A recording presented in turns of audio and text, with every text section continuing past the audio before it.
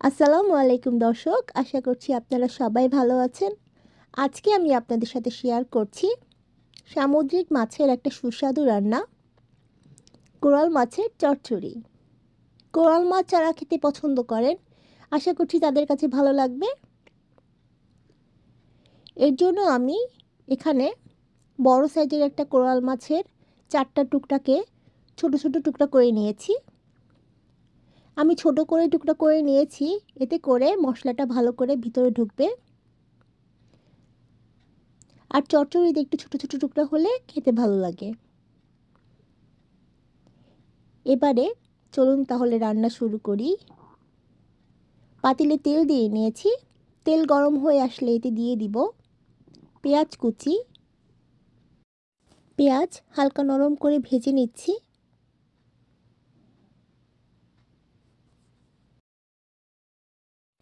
এবারে দিয়ে দিচ্ছি মোটা করে কাটা অনেকখানি রসুন কুচি। আমি এখানে প্রায় আধা কাপের মতো রসুন কুচি দিয়েছি আর একটা বড় পেঁয়াজ কুচি দিয়ে দিচ্ছি। 1 চা চামচ আদা বাটা। সব কিছু আবার একটু ভেজে নিচ্ছি। এবারে দিয়ে দিচ্ছি গুঁড়া মশলা আর লবণ। এখানে দিয়েছি শুকনো মরিচ গুঁড়া, ধনিয়া জিরার গুঁড়া, হলুদ গুঁড়া আর স্বাদ মতো লবণ।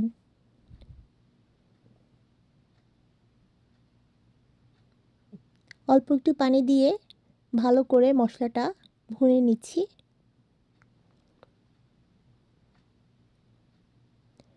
মশলাটা একটু ভালো করে কষিয়ে নিতে হবে। মশলা থেকে কাঁচা গন্ধ চলে গেলে এবারে দিয়ে দিচ্ছি ধুয়ে রাখা মাছগুলা। এই রান্নাটা মাছ না ভেজেই করা হয়।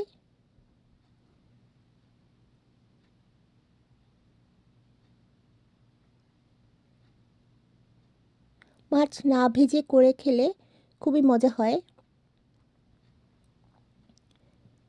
দিয়ে দিচ্ছি একটা বড় টমেটো। টমেটোটাকে আমি পাতলা করে কেটে নিয়েছি। দিয়ে দিচ্ছি কাঁচামরিচ। সব কিছু মশলার সাথে ভালো করে মিশিয়ে নিচ্ছি।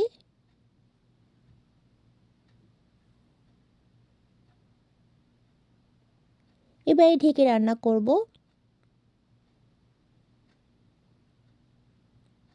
6 থেকে 7 মিনিটের জন্য। মাছ 6-7 মিনিটের মতো রান্না করেছি। দেখুন মাছ থেকে পানি বের হয়ে এসছে। মাছ যেহেতু খুব নরম, পাতিলটাকে হালকা ঘুরিয়ে নেড়ে দিতে হবে।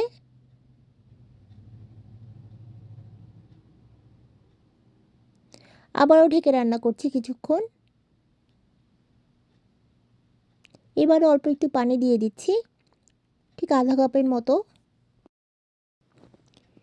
একটু হালকা হাতে নেড়ে দিচ্ছি। সাবধানে নাড়তে হবে।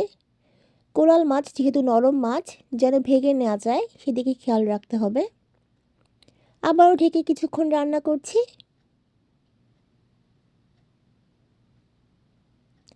আমার মাছ রান্না অনেকটা হয়ে গেছে। এবারে আমি ধনিয়া পাতা কুচি দিয়ে দিচ্ছি। একটু বেশি করে ফ্রেশ ধনিয়া পাতা কুচি দিতে হবে। এবারে ঢেকে রান্না করছি আর 2-3 মিনিটের জন্য। তেলটা উপরে উঠে আসলেই নামিয়ে ফেলবো।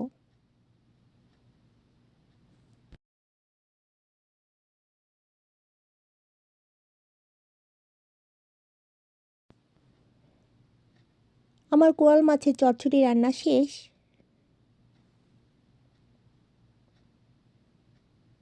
খুব সুন্দর একটা স্মেল বের হয়েছে। আর দেখুন তেলটাও উপরে উঠে এসেছে। এবারে আমি পরিবেশন করে নিচ্ছি। ভাতের সাথে গরম গরম এই কোরাল মাছের চচ্চড়ি খেতে খুবই ভালো লাগে। কাটা কম থাকায় বাচ্চারাও খেতে পারে। আমার বাচ্চাদের তো খুবই পছন্দ এই কোরাল মাছ। আশা করছি আপনাদের আমার রান্না ভালো লেগেছে। আজকে তাহলে এই পর্যন্তই। ভালো থাকবেন সবাই। আমি আপনাদের জন্য দোয়া করি, আপনারাও আমার জন্য দোয়া করবেন। আসসালামু আলাইকুম, আল্লাহ হাফেজ।